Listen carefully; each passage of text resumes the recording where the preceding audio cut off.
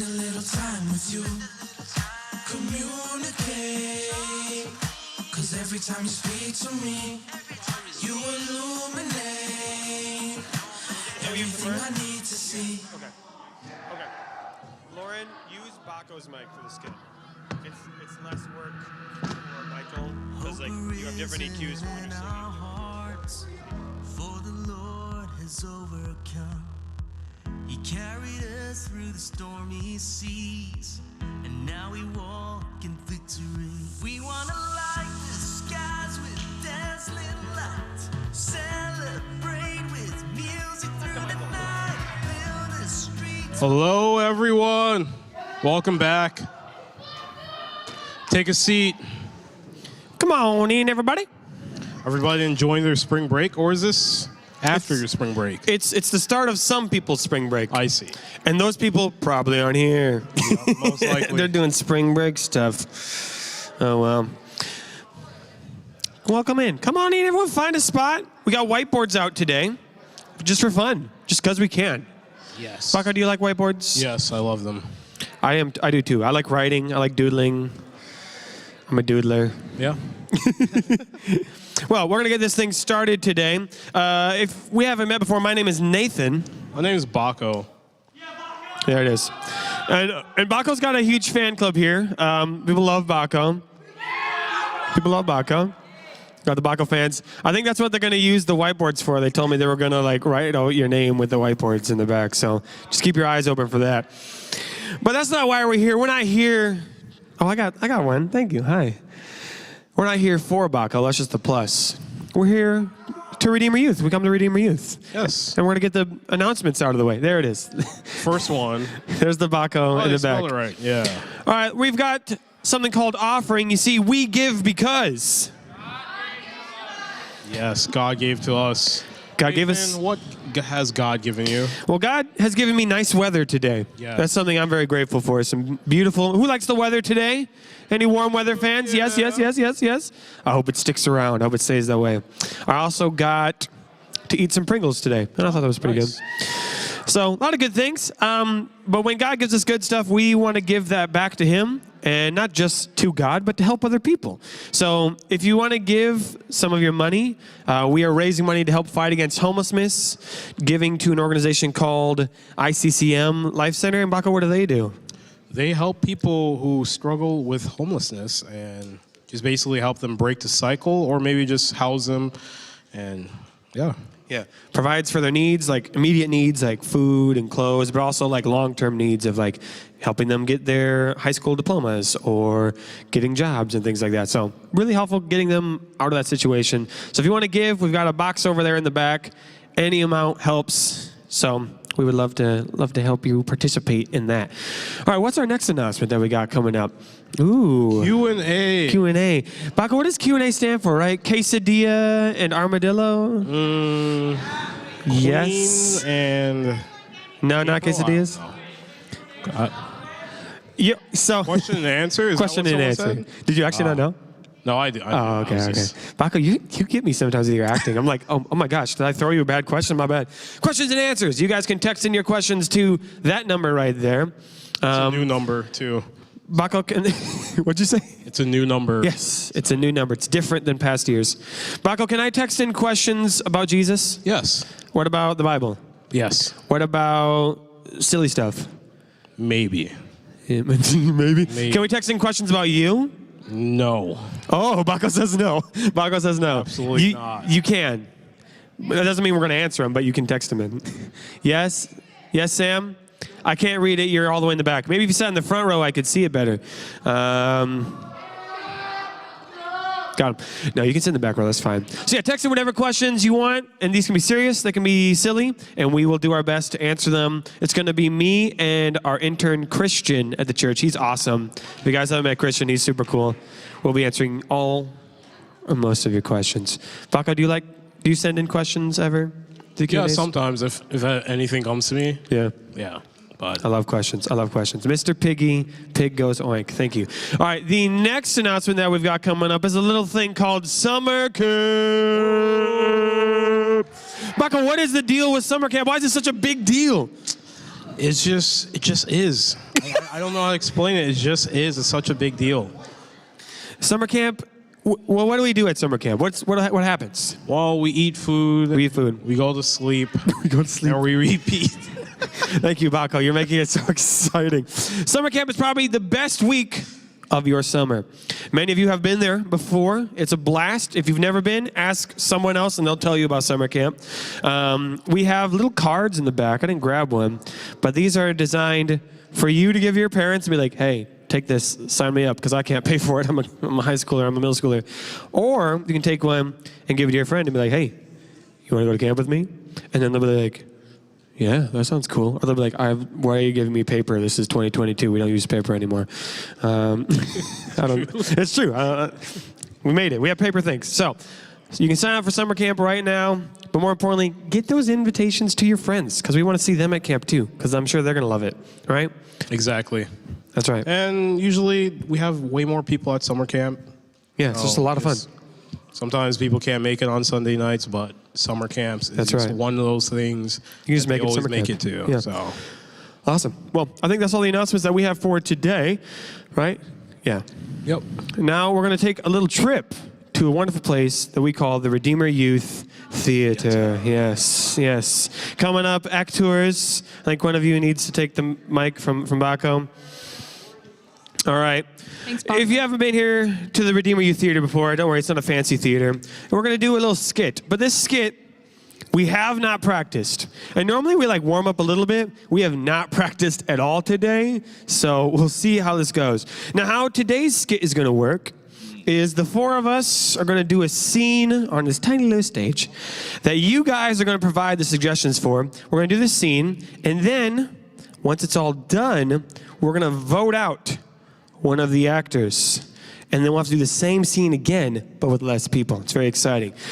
But I'm getting ahead of myself. First, I need a suggestion for where should our scene take place.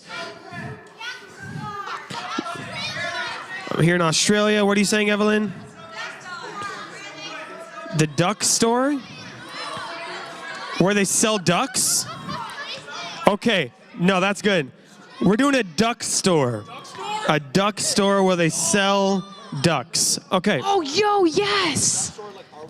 Atta girl. Well, we'll find out. So now here's the next part. We have to figure out who are we in relation to the duck store. All right, Will is a duck. Evelyn has proclaimed it. Will is a duck. Evelyn, you're queen. Jared, what is he at the duck store? Am I Okay, I'm hearing you're the owner. the owner? This is your duck store. Yes. I very much want. What is Lauren? You're Affleck. Oh, hold on, what am I getting in the back here? Carrots? Affleck. Yo, you're a Karen. Oh, yeah. Oh, okay, I like that. Affleck. She's a Karen coming to the duck store. And then, Affleck. who am I in this scene? The janitor. I like, the janitor. Okay. Shh. All right, we have a scene. We have the owner of the duck store. Yes. Which we will have to name. Make sure you name it. We have the duck, the upset customer, who we will call Karen, and then the janitor. I was going to say we need a problem, but I think we have a problem already in this scene. So, without further ado, I present to you some show. And I will decide what action. I'm a Karen about. Quack. Quack. Quack. Quack, quack, quack, quack, quack, quack.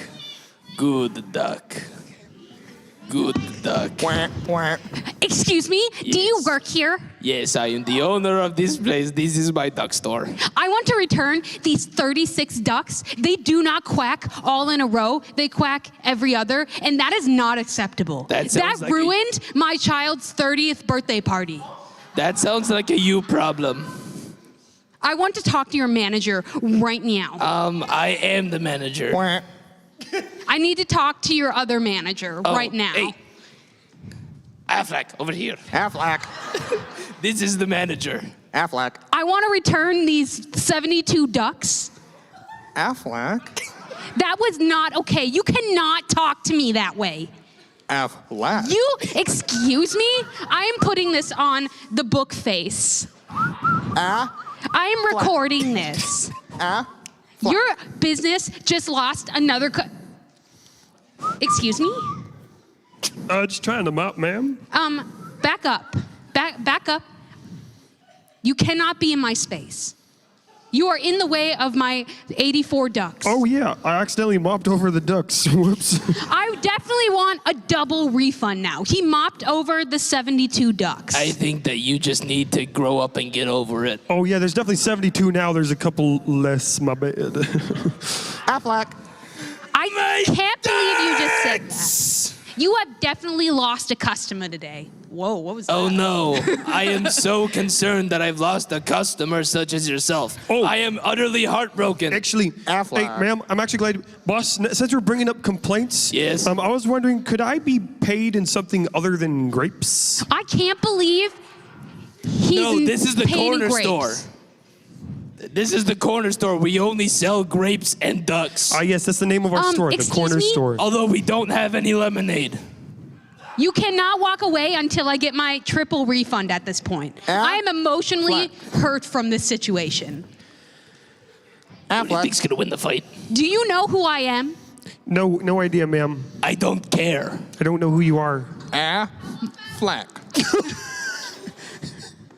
How about you tell us who you are, and then we'll I can't believe you said that. Do you know what I've gone through to get here? To get these 72 ducks?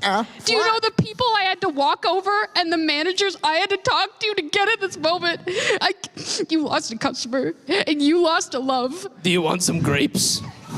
And blackout. All right, that's the scene. That's the scene. That's the scene. All right, but I do not remember 90% of what I said. I noticed that the stage is pretty small. We definitely can't fit all four of us and all 72 ducks. No. So what we're gonna need to do is you guys are gonna vote out someone from this scene, and then there'll be only 3 actors, and then what? Oh, you're voting. Okay. Well, we vote via cheering and noise. That's how we vote. So I'm going to raise my hand over each of our heads, and you cheer for the people that you want to stay. Whoever gets the least amount of cheering will get voted out. So we'll start over here. Vote if you want Will to stay. Okay. Okay. All right. What about Jared? Okay. That's pretty good. That's pretty good. All right. What about Lauren? This is not looking good. And then for me, I was actually pretty tough. It's one of them. Okay, we'll do a revote. The 2 of us. Okay, we'll do a revote between the 2 of us. Okay. Vote. Oh, you got it. Will. And then the votes for the Nate of Han. Yeah, I'm gone. I'm gone. All right, thanks, guys. All right. Well, I know when I'm not wanted. All right, same scene. 3 people. You'll figure it out in the moment. This is improv and go. Sorry, it might be. And action. I'm walking like this now. Good Affleck. Wah, Goodest quack. wah, Goodest boy. wah. Yes. Excuse me, do Hello you work there. here? Yes. I need to return these. Crap, what's the number? 36 ducks. I They thought- do not duck properly. All right, let me check my receipts. Excuse me, could you go faster? I'm on a time crunch. It's my child's 30th birthday party today. It's Thomas the Tank Engine theme, and I need to be back for my little boy. Got it. Wah. Excuse me? Can you be quiet? Thank you. Excuse me, you are Yes. taking too long. I need to return these 86 ducks now. Can I talk to your manager? Sure. I'm the manager. Can I talk to your other manager? He's over there. Excuse me, are you the manager? Affleck. I need to return these ducks right now. I cannot believe how I'm being treated in this establishment. Yeah, big word. Affleck. Excuse me? Affleck. I can't believe you just said that to me. I'm taking your picture and reporting you to the police. Wait, angle it Affleck. down a little bit more. Thank you. Ma'am, were these your ducks? Yes. I swept them. I absolutely need a 3 times a big refund. No. Affleck. Do you know what I've gone through to get here? To get at this point? To be named Bridget? That was a fight. That was a fight for my life. You guys lost a customer today. Affleck. Also, your pants are weird. You want the grapes? And Blackout, there it is. That's the line, that's the line. I was waiting for the grapes line. Okay, again, too cluttered, too messy. We got a vote went out. Same deal as last time. Vote for who you want to stay. Who wants Jared? I heard like a representative over here. What about Will? Affleck. Oh, that's very big, And then Lauren. I'm out. Jared is out. Y'all better hope you remember what happened. Ready and action. Affleck.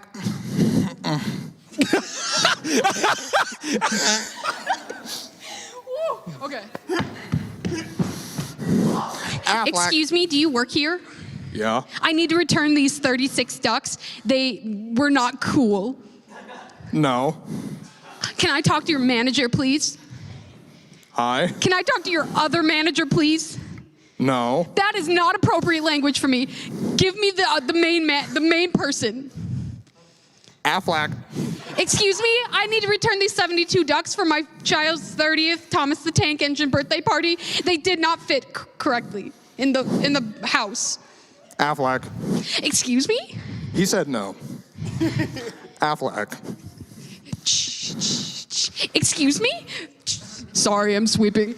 You cannot do that. No. This is an outrage. I can't believe I'm putting this on the social medias. I'm posting this to all my 35 friends. I know a lot of numbers, okay? I'm very smart. Good. We like promotions. Affleck.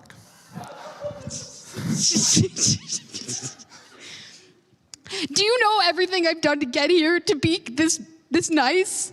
Look at these poses. You have lost a loyal customer today, and I'm leaving the ducks. Affleck.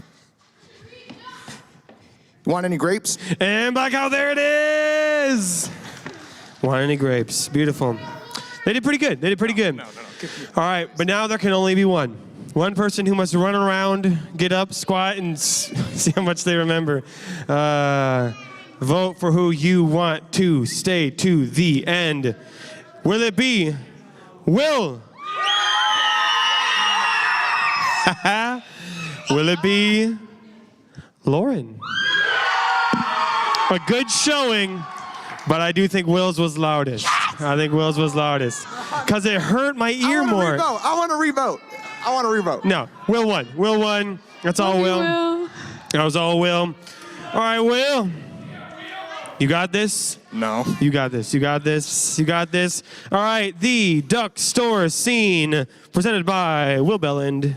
Action. And a duck walked up to the lemonade stand and he said to the man running the stand, "Wah, wah, wah, wah, wah, wah, wah. Oh my God.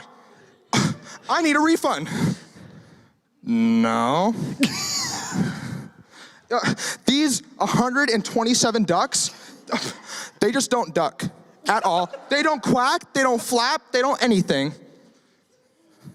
Sucks.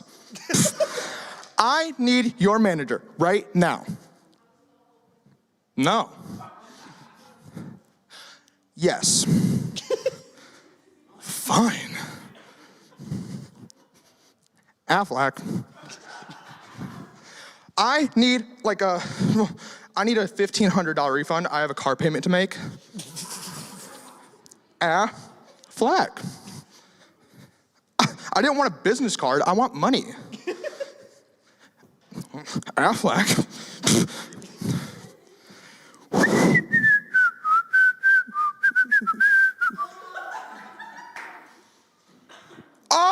You killed my ducks.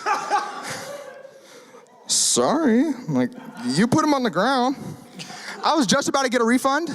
Ma'am, since you killed our property, we can give you a refund for that. I demand one. No, bye. Do you know who I am? Like, do you know who I am at all? Like, I was on The Voice season 2. Nobody watches that show anymore. I was discovered by CeeLo Green. He sucks anyways. Oh my gosh, he just broke my heart. You want any grapes? And there it is. Give it up for Will. Give it up. He did it. Well done. We got the real deep lore. The deep lore behind Bridget. Very good. All right, well, I'm going to invite you all to stand up as we're going to enter into a time of worship, of some music, of some bops.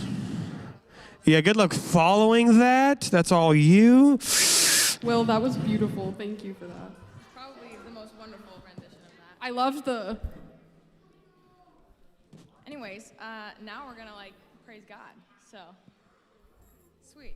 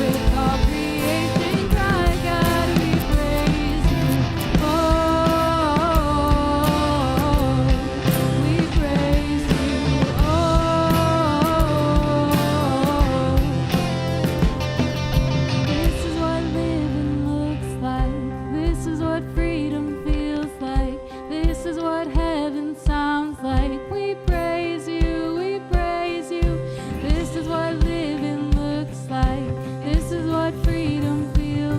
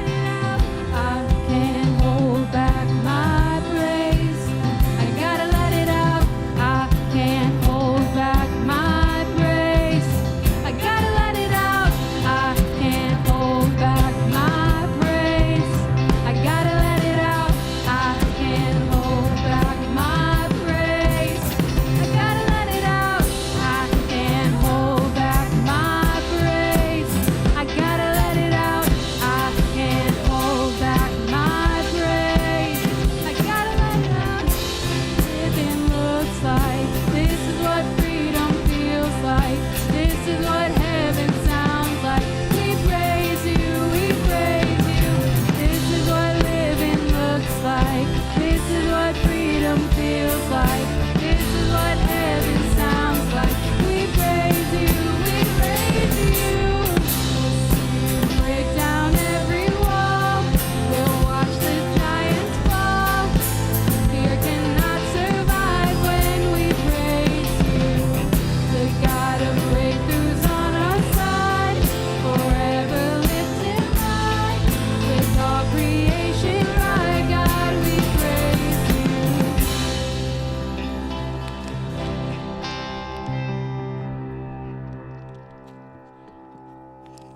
One more song. Just let me drink my water.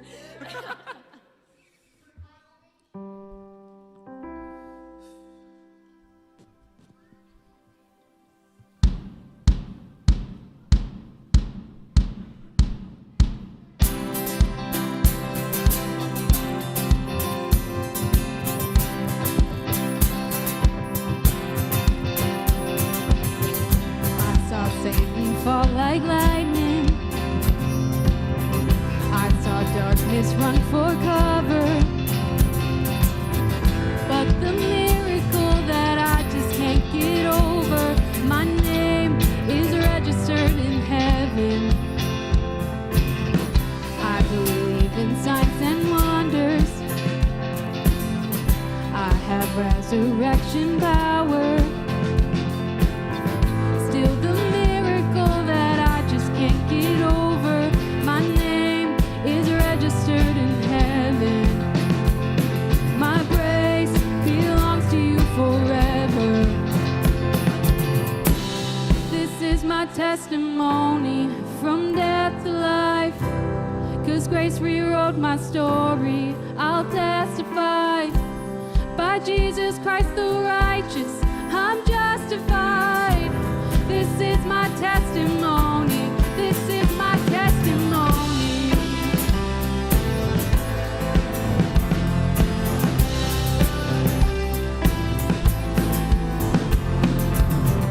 Come together, sons and daughters, bought with blood and washed in water. Sing the praises of the Spirit, Son and Father. Our God will finish what He started. Our God will finish what He started. This is my testimony from death to life.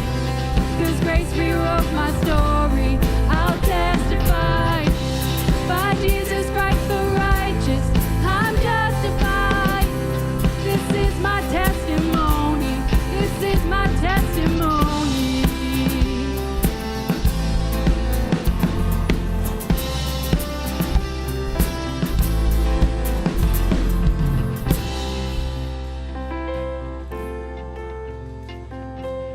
If I'm not dead, you're not done.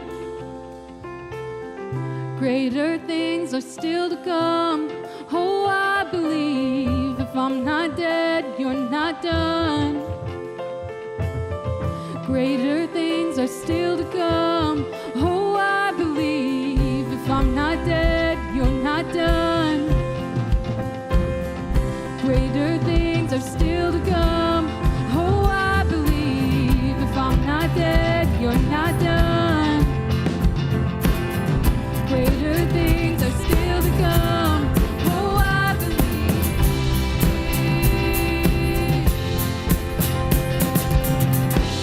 This is my testimony from death to life. 'Cause grace rewrote my story, I'll testify. By Jesus Christ the righteous, I'm justified. This is my testimony. Oh, I'm alive. This is my testimony from death to life. 'Cause grace rewrote my story, I'll testify. By Jesus Christ the righteous, I'm justified. This is my testimony. This is my testimony.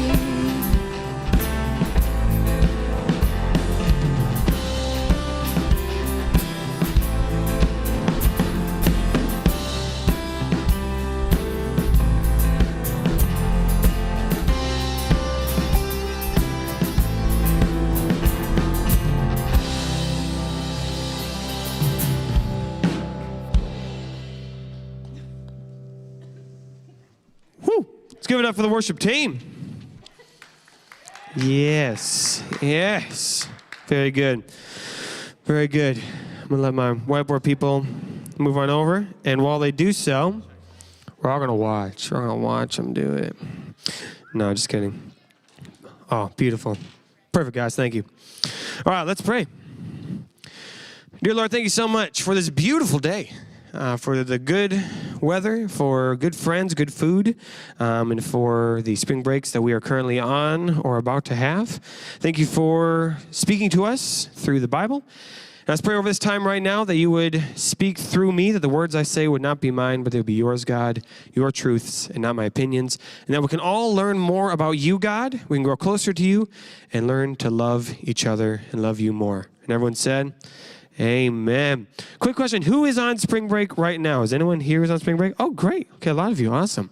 I know some of you watching online are on spring break and you are in other warmer places. It's warm here, though. It's warm here. I love that.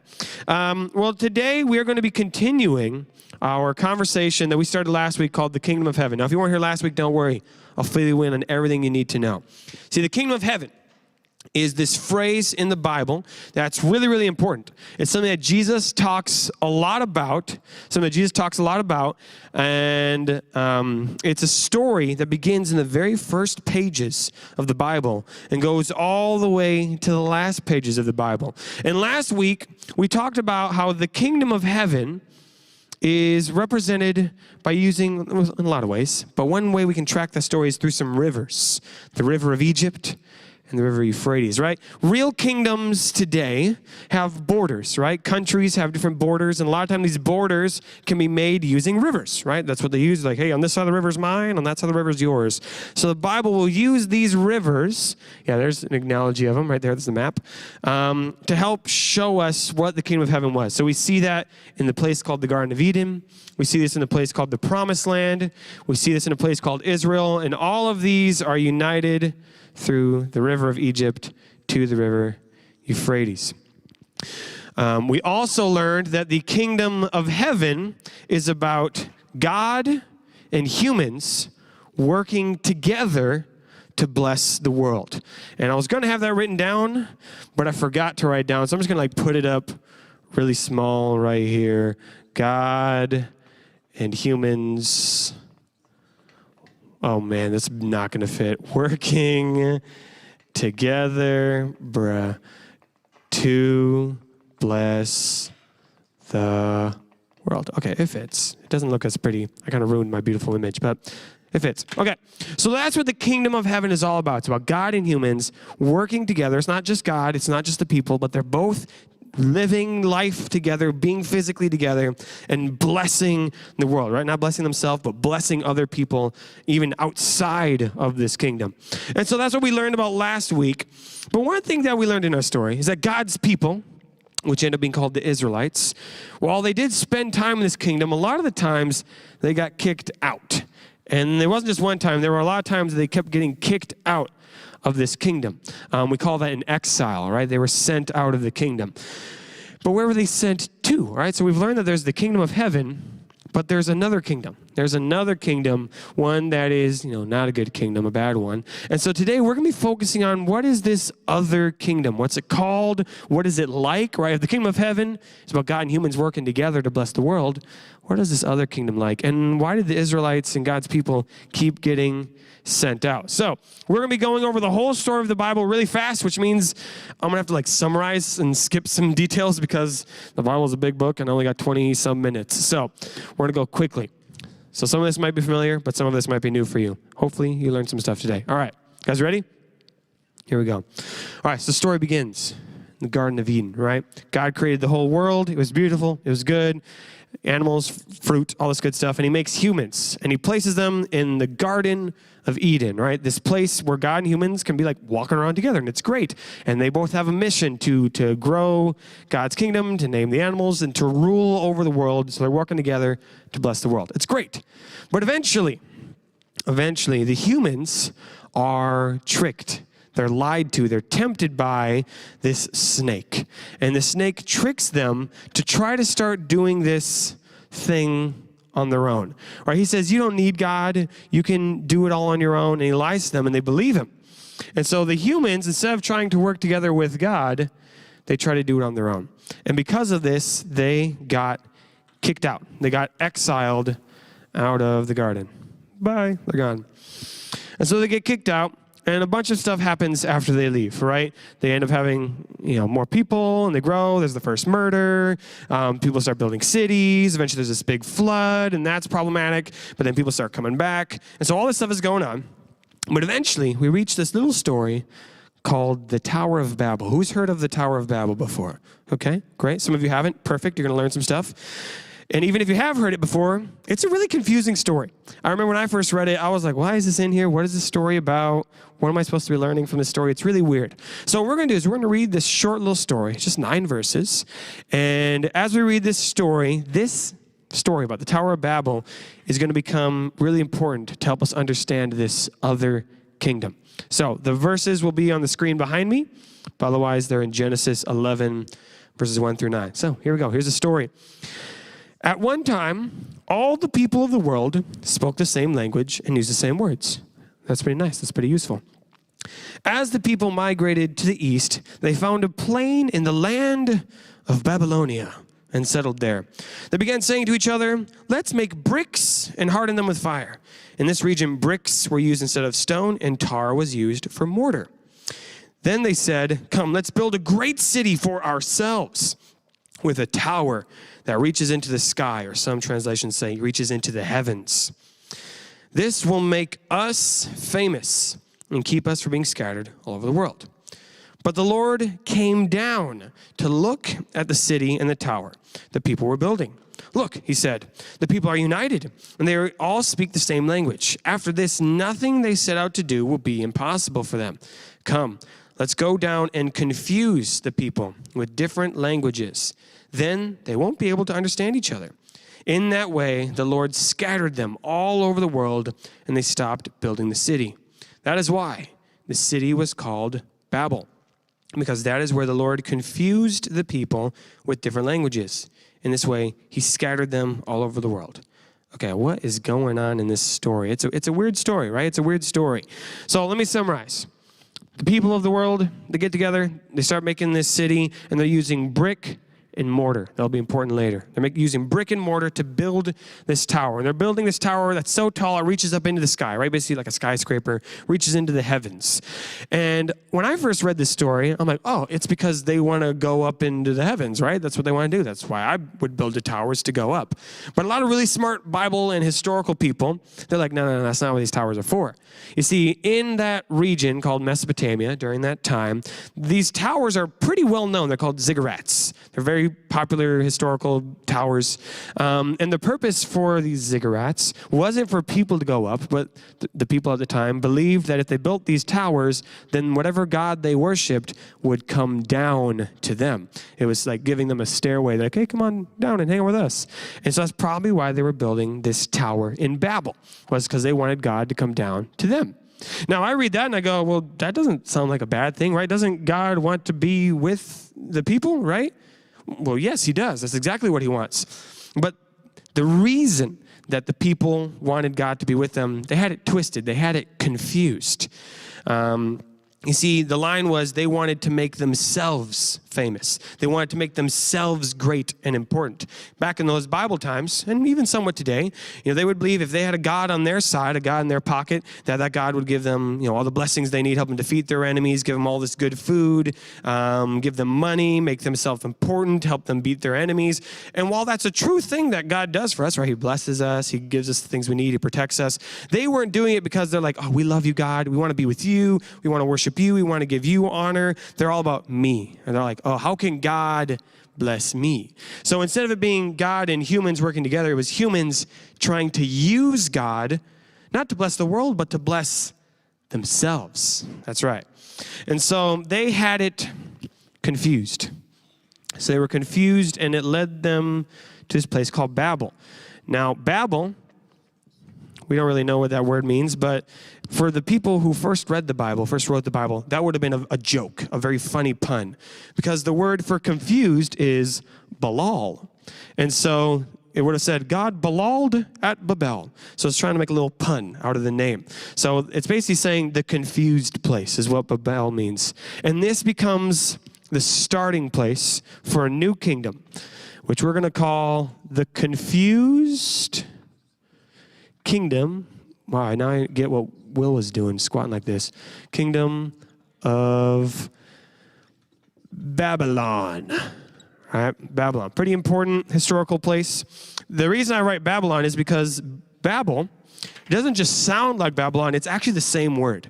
All right, throughout the Bible, it'll say Babel, and then in English, we translate it to Babylon because we know what that means more. But they're the exact same word.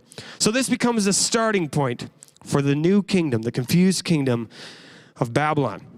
And this was problematic because, the people, they didn't want to live out this mission, working with God. They wanted to use God to bless themselves. And that's not what God wanted. So in the very next chapter of the Bible, God says, look, I do want to be with you. I want to spend time with you, but we got to do it the right way. So in chapter 12, we learn about God picking one man named Abraham and making Abraham a promise. Excuse my back. Abraham. And he says, Abraham, you and me, your family, we are going to work together to bless the entire world. And Abraham's like, yep, let's do it. I love that idea. I'm going to follow you. You're going to be my only God. I'm going to worship you, and I'll do whatever you say. And so God promises him this land, right? This land that we call the kingdom of heaven. And so it's really good, right? God makes this promise. He's like, all right, we're going to do this. We're going to work together. God and humans working together to bless the world. It's going to be awesome. But a couple generations go by, and eventually God's people leave the promised land. They leave the kingdom of heaven, and they go to Egypt. Egypt. Now, why am I writing Egypt down here? That's a different country. That's not the same one. Well, you see, what the Bible likes to do is it likes to give us clues, right? Things might not be exactly the same, but they'll give us clues to say these are supposed to be like in the same category in your brain. So what happens is God's people, they leave Egypt, and at first it's good, but then they become slaves. They become slaves in Egypt, and we hear this story in Exodus 1, 13 and 14. And maybe you'll notice a key phrase, and I might have highlighted it blue to make it easy, but here's the story. So the Egyptians worked the people of Israel without mercy. They made their lives bitter, forcing them to mix mortar and make bricks and do all the work in the fields. They were ruthless in all their demands. Bricks and mortar. We see that in both of these stories, right? Now, am I just a crazy conspiracist trying to connect things? I heard a yes from the crowd. That's not the correct answer. No. Am I adding something? It's possible, but I'm not the only person. There's a lot of Bible scholars, and as you read your Bible again, the people who wrote the Bible, they use phrases to help you connect different ideas together. And so while bricks and mortar are a very common thing in Bible times, that's what they use for building, we don't see it in a ton of the actual stories. And so when people were reading the story of the Israelites going to Egypt and hear bricks and mortar, they're like, when was the last story where someone had to build stuff with bricks and mortar? Oh, well, Babel. So you start making these connections, and you start realizing, this is a place God didn't want his people to be. And this is also a place that God didn't want his people to be. And so they're obviously not the exact same place. That's not what I'm trying to say. But they're representing the same kind of idea, just like how Eden and the Promised Land are representing the same idea. This is God's kingdom, and this is the confused kingdom. Now, one thing I have to admit that I don't know is I know why the people got kicked out of here the first time, right? They confused God's plan. They tried to do it on their own. They tried to use God. They tried to bless themselves. Here, the Bible doesn't make it as clear. I'm going to be honest. I want to make this nice, perfect pattern, but there wasn't like a clear reason. Some people say it's because of some of the mistakes Abraham made. Maybe it's because of the mistakes of some of his kids. At the end of the day, we don't really know, so I'm just going to put a question mark as to why they got kicked out. But they did. They left, and they were in Egypt, and it was a bad place. So they're in Egypt. It's no good. And they cry out for help, and God sends them a leader again to bring them out of Egypt and into their new home in Israel. And when that leader was called Moses, and then there were a bunch of other people. Again, I'm skipping over huge chunks of the Bible. And they eventually get some kings, and one of those kings' name is Solomon. Okay. So we'll recap. They get freed out of Egypt. They get taken out of this bad place. They get back to the promised land. They start their own kingdom. And then there's this man named Solomon who builds a temple for God, which is awesome. This was a huge deal because in Eden, they were able to walk around with God. But since then, they didn't really have a permanent place where man and God could be together. And so they built this beautiful temple, which was designed so that God and humans could work together to bless the world. And that's what happens. And it was great. But if you read the story of Solomon, and if you pay attention to a lot of little details, you start to notice a couple things. We're like, hold on, is Solomon supposed to be a good king or a bad king? He does a lot of good things, but you start noticing some things where you're like, I don't know if I like that.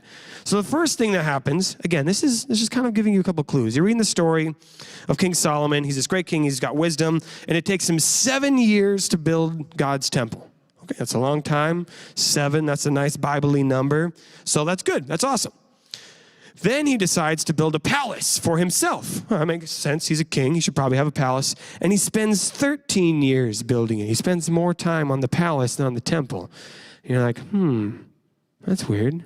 Isn't the temple more important? Well, maybe the palace had some delays, or they just weren't working as hard on it. They were kind of procrastinating. Okay, maybe I'm making something up here. Okay, thank you, Sam. Well, we keep going, and eventually Solomon, he marries one of the pharaohs, one of Egypt's daughters. So now he's got a connection to Egypt, right? He's married the pharaoh's daughter. So when God's people lived in here, their king was married to, an Egyptian, and now they've got an Egyptian queen here, and they're like, okay, well, that was kind of weird.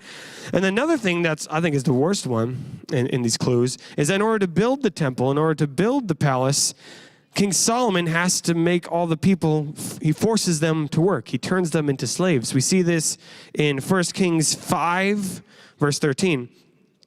And it says this, then King Solomon conscripted a labor force of 30,000 men from all Israel. That word right there, labor force, is the same word, the same Hebrew word that we find in the Egypt story. So he's turned his own people into slaves to build things, right? Building things. It doesn't say brick and mortar there, so I'm not going to say that's there, but they're building stuff.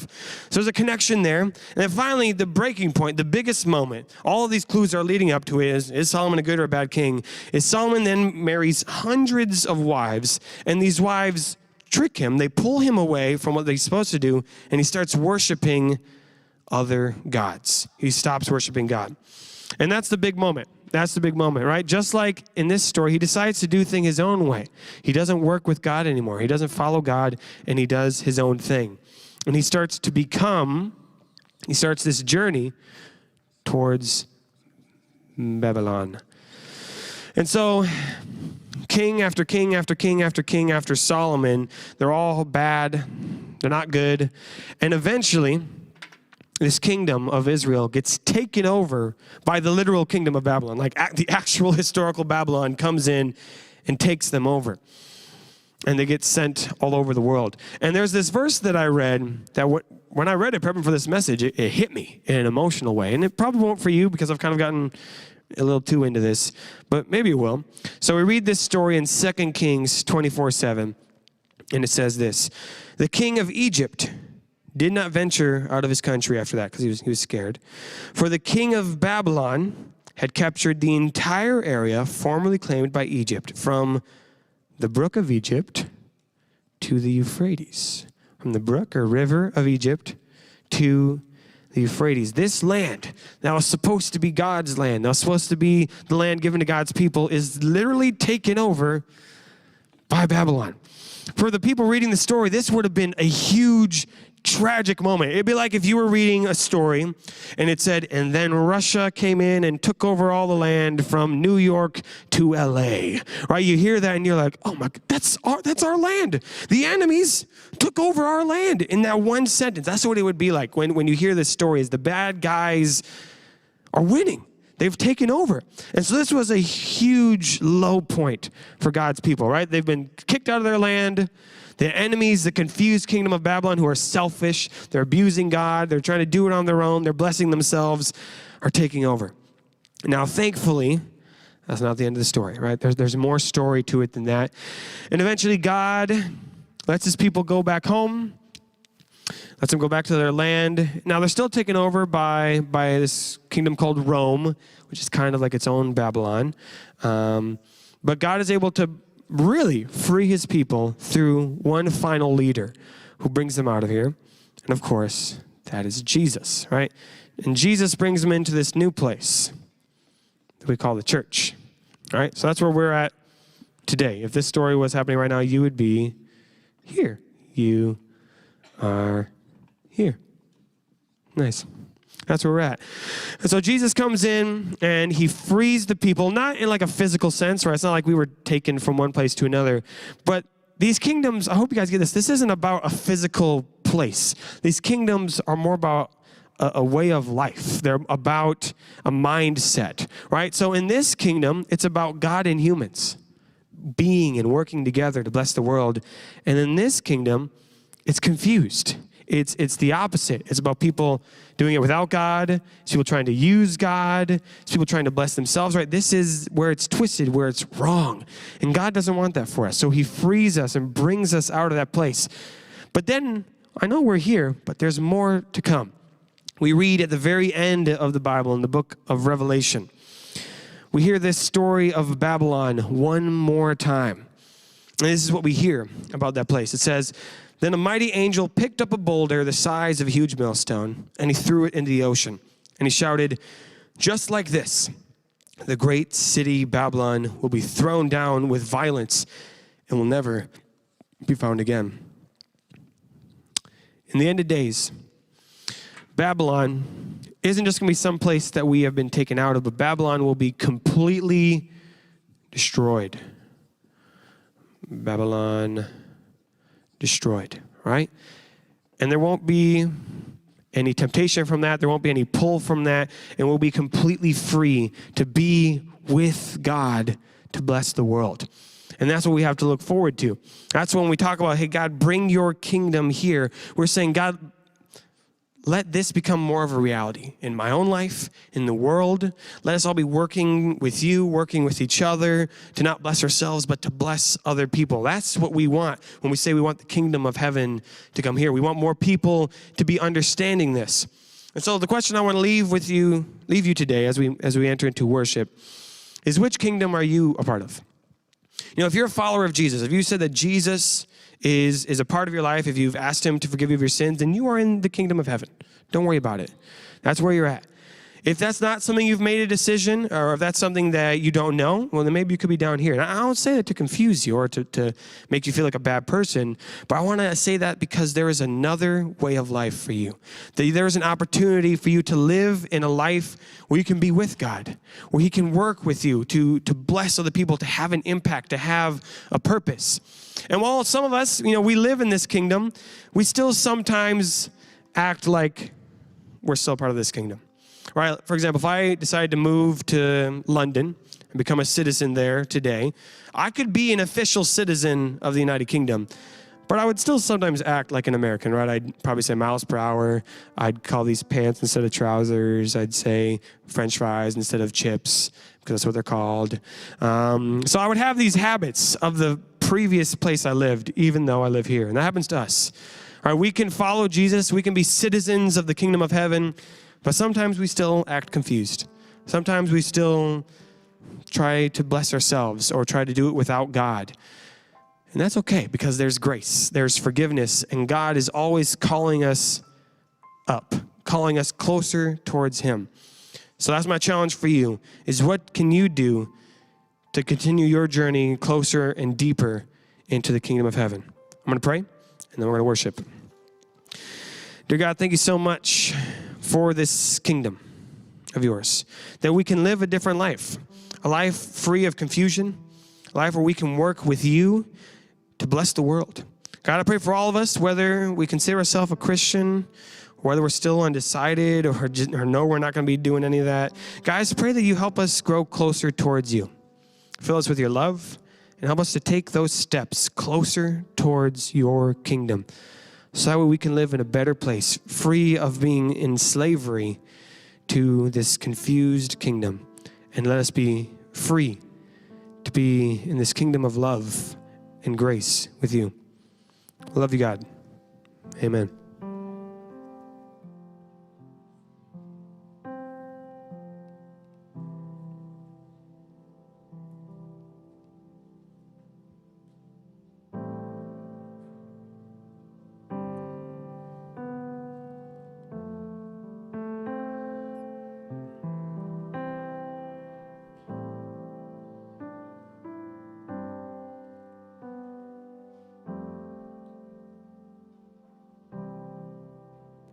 Oh, how high would I climb mountains if the mountains were where you hide? Oh, how far I'd scale the valleys if you graced the other side. Oh, how long have I chased rivers from the seas to where they rise, against the rush of grace descending from the source of its supply. Feelings and the heartache, you're neither more or less inclined. I would search and stop at nothing. You're just not that hard to find. I will praise you on the mountain. I will praise you when the mountain's in my way. You're the summit where my feet are. I will praise you in the valleys all the same. No less God within the shadows.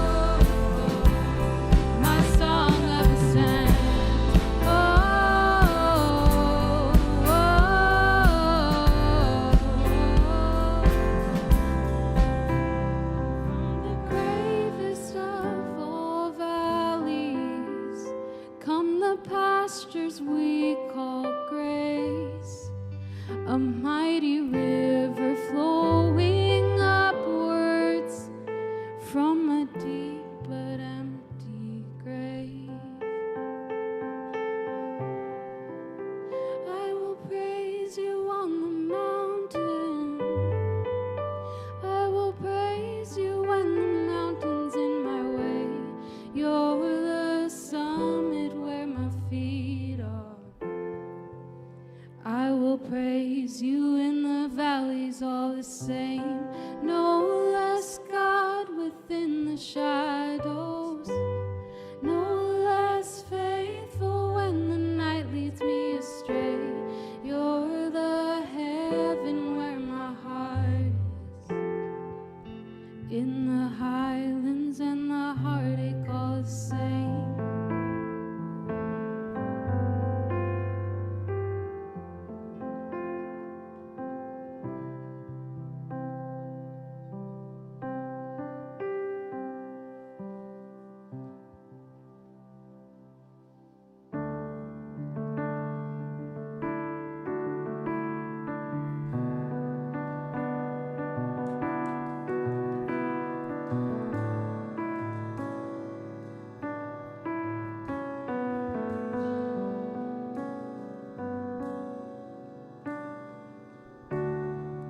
I've tried so hard to see it. Took me so long to believe it. You choose someone like me to carry your victory. Perfection could never earn it.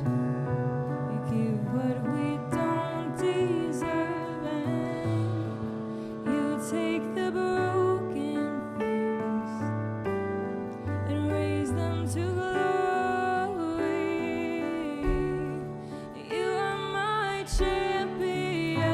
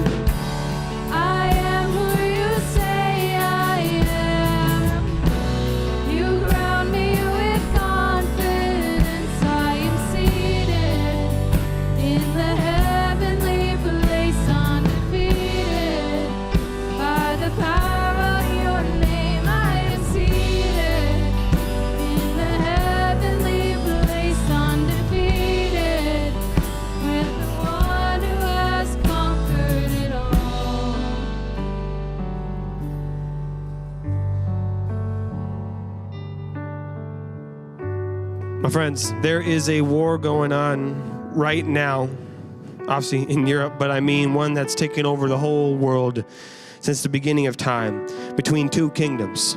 The kingdom of heaven, God's kingdom, and this confused, twisted, wrong kingdom we call Babylon. And the king of Babylon, sometimes represented by a snake, sometimes called the devil or Satan, this spiritual king, he likes to confuse us. He likes to trick us. He likes to lie to us. He likes to say we can, oh, you don't need God. You can do it on your own. Or God, he's just there to serve you. Or you should bless yourself. And he likes to twist things that are kind of true, right? God does want to bless you. Yes, you are strong and you can be independent. Yes, it is good to take care of yourself, but he likes to twist these things to make it so we forget about our real purpose in life. And there's something greater than just living life on our own. There's something greater than trying to serve ourselves. There's something greater than trying to abuse or reject God. But when we live a life with God to bless other people, that is the life full of purpose. And our King, the King of heaven, our champion, has come and he has defeated that spiritual enemy. He did it when he died on the cross. That was his way of saying, I have defeated death. I have defeated sin and mistakes and pain and sorrows, and I have won. Now, the war is still going on. There's still pain. There's still suffering today. I'd be a fool to say that didn't exist because it exists in my life. But when we serve the King of heaven, when we serve Jesus, our life isn't about just trying to serve me, but it's about trying to serve a greater purpose, about living a life with purpose and with love. And these sufferings and pains that I go through, even they have meaning. Even they have a reason to make me stronger, so I can bless other people, so that I can see the world in a new way. Everything becomes brighter and clearer when I am with God blessing the world. And so I hope today that you have decided to join that side, the winning side, the side of God and of Jesus, because this is the side where you will find purpose, where you will find meaning and love. And for those of you who are maybe still struggling with that, or who are here and you don't really know what I'm talking about, that's okay, because God is still here ready to receive you. And I hope that's today, but if it needs to be next week, it needs to be next week, but why wait? And so today, I'm going to give everyone an opportunity. We've done this before, but it's a good thing to repeat because we need to give everyone that option to join the side of God. So I'm going to ask you all to close your eyes and bow your heads.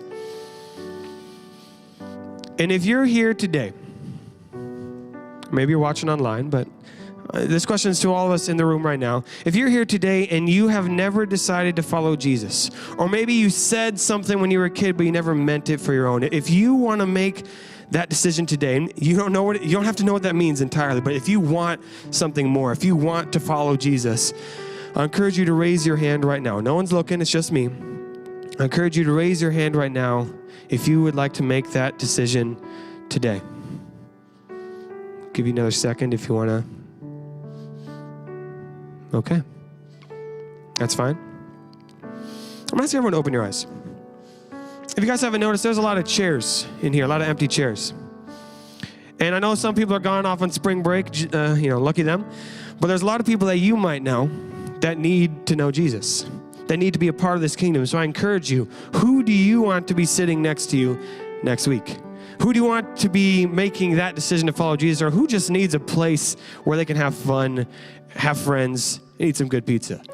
I encourage you to invite them here, to invite them to camp, because they deserve Jesus. They need Jesus just as much as we do.